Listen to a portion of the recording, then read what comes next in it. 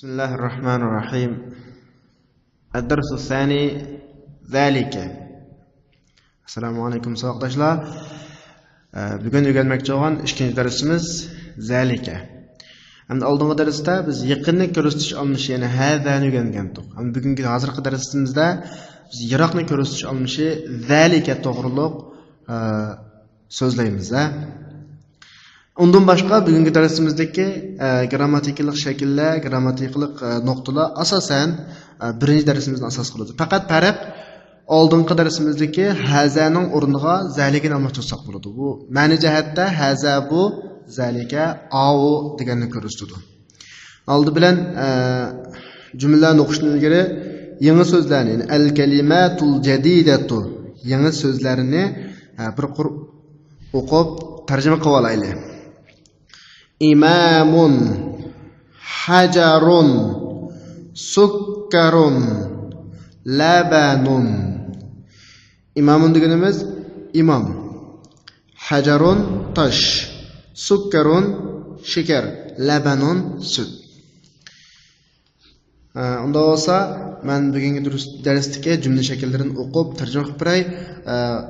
Biz diqqat qilish tegishli nuqtalar tuniganki darsda tushuntirilgan sual almash ma, sual almash hamza yani a, aniken iki xabarlik jumla shakli avu yulduz, avu masjid degan ekan.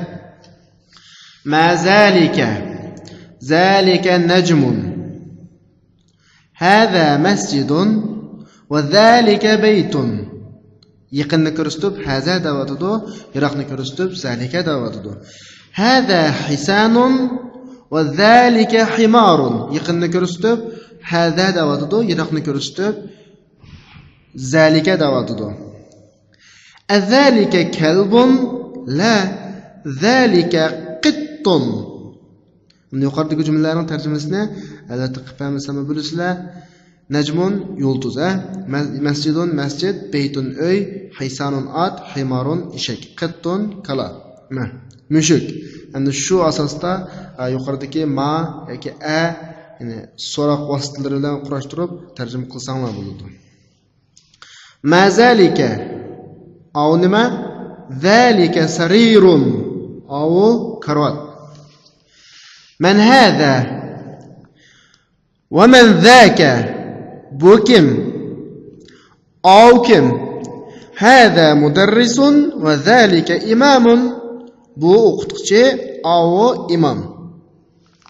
Ma zalika amu, zalika hajarun, avu tosh. Hada sukkarun va zalika labanun. Bu shakar, avu sut. Tamrinun, ko'nikma. Ko'nikma asosli o'qib yezing. Menga agish bir qitim o'qinglar, daftaringizga hammani bir qurutdan ko'chirib chiqinglar. هذا سكر وذلك لبن. بو شكر أو سك. من ذلك؟ ذلك إمام. أذلك قط؟ لا، ذلك كلب. ما هذا؟ هذا حجر. هم savoqdoshlar, bugungi ikkinchi dars shundan oxirlashdi.